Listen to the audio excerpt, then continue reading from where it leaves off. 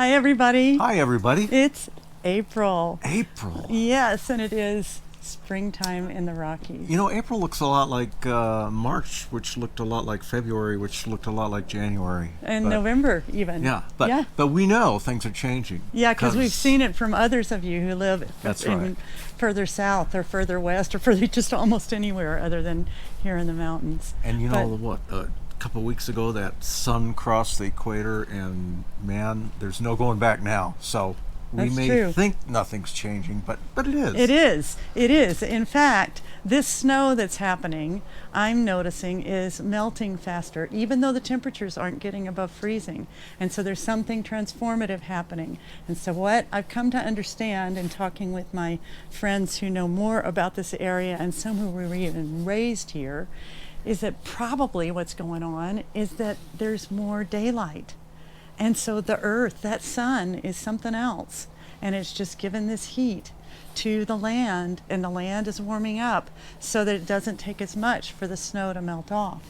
Yeah, I think that's true. And you know, the other neat thing is plants, all the plants have these little like biological clocks in them where they know between the length of day, as Mary was talking about, and the gradually warming temperatures, they know it's about time to get down to the business of putting out buds and leaves. And I think one of the cool things about that is the buds themselves that become the leaves, and even the male and female flowers, say on trees, those were all done the end of last summer and early fall. So they've been waiting all this time, and until they're exposed to this prolonged period, 20, 25, depends on the plant, 30 days of really sub-freezing cold, they don't necessarily start making, until they're exposed to that, they don't start making the molecule again that says, hey, it's spring, let's go. That can't be for every plant, because tropical plants. But well, right. For the plants up here, yeah. their switch goes on after they've been exposed to the cold, which is called vernalization, getting ready for spring. There you go. So we're vernalization. We're vernalizing. That's what we're doing. Big time. Yeah.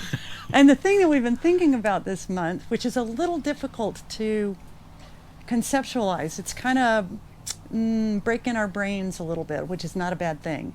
And that is, what is the difference between thinking and interacting in terms of transactional kind of orientation as compared with thinking and interacting in terms of transformational? What's the difference there, and is that useful for us, and is there something in the natural world? Now, the reason this comes to mind is because there's so much in the news about inflation, about there's going to be all this negotiation about the debt ceiling. There's so much that goes on.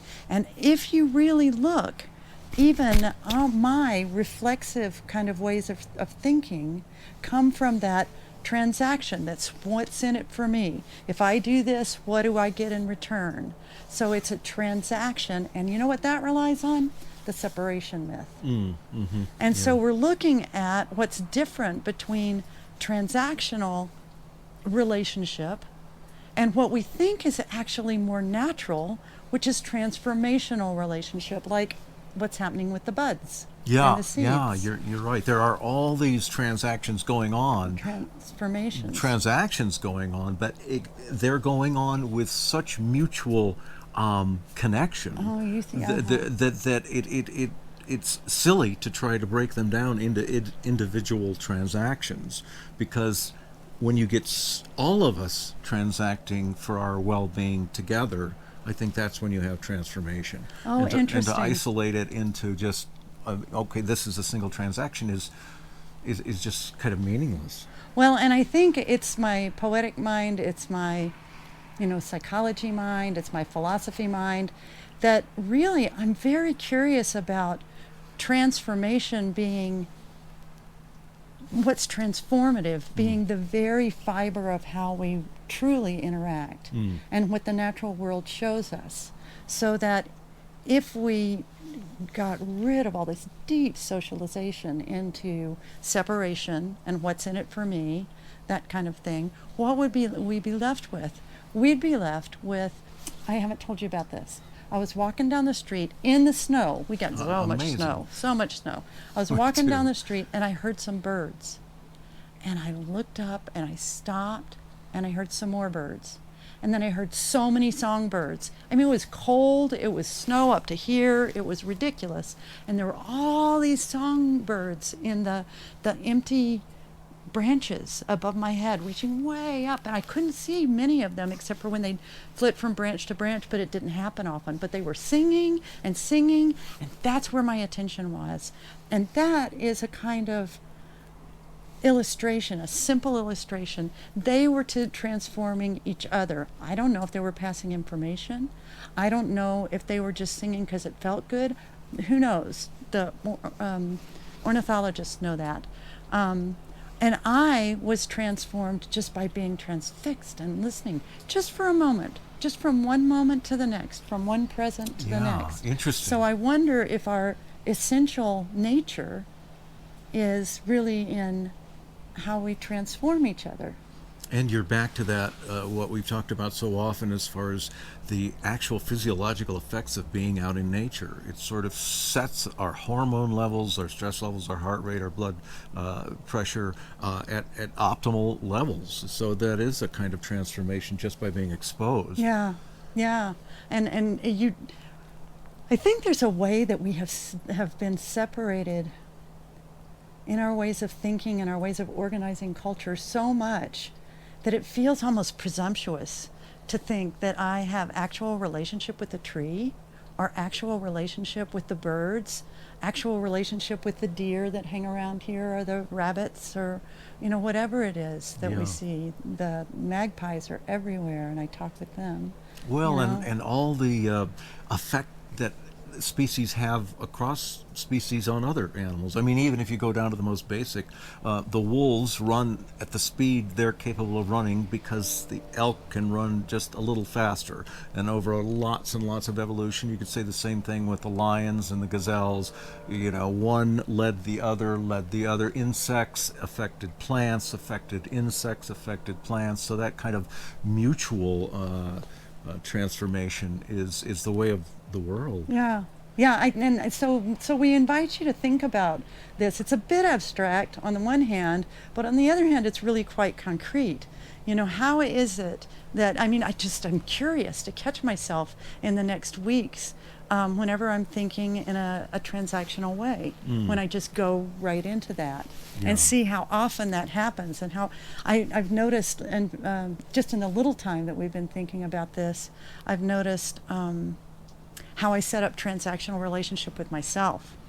That if you'll straighten up, then I'll quit being mad at you.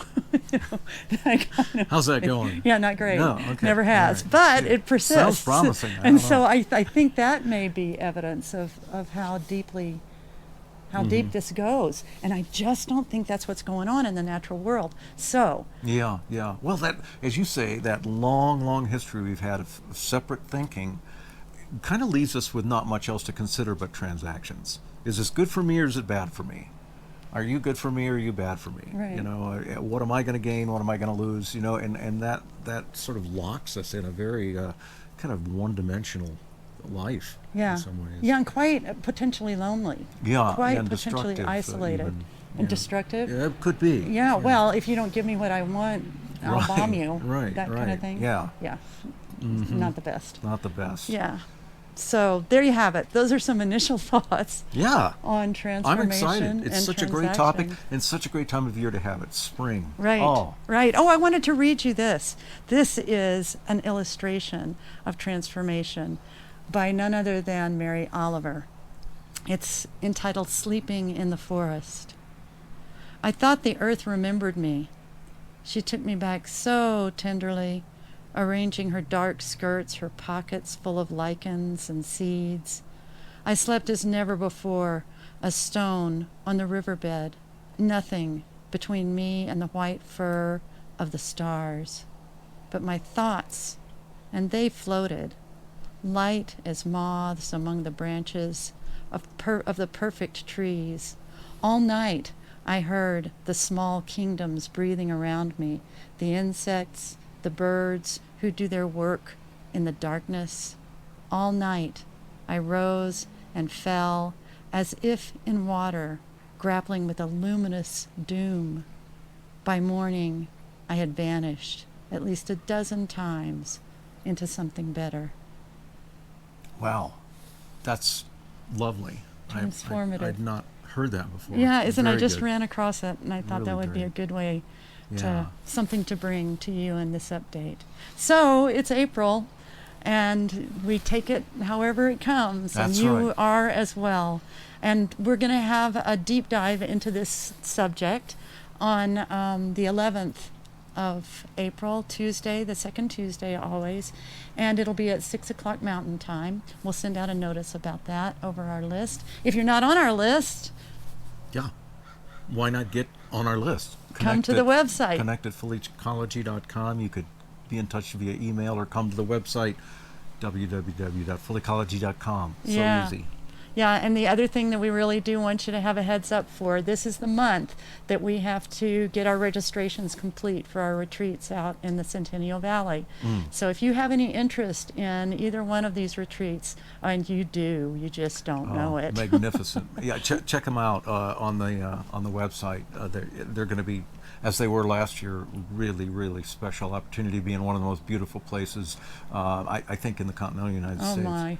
One of them is focused on full ecology explicitly, and actually both of them are, but the one is really asking that question, who are you now, given all the things that have been going on in this wild and crazy world that we humans have brought to be. Who are you now, and what does the natural world have to support you through that question and its answer over and over again? And that's going to be over the solstice from the 20th to the 25th of June. And the second one is a writing retreat. Yeah, we're going to work in the mornings on the craft. How do you become a better writer, a better storyteller? But then the full ecology part, especially in the afternoon when we're out in this beautiful wild country, is to open up your perspective and your relationships and your connections to the world around you, which is really so important for anybody who writes about nature and the environment, to have that sense of kinship, to have that sense of transformative relationships and not just transactions. And we're going to work on that as well.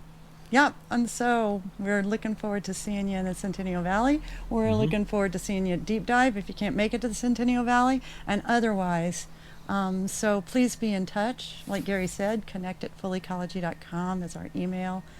www.fullecology.com. Yep, and the sap is rising in you, and Yes. great things are ahead. So Yes. we hope to see you for the deep dive. Yep.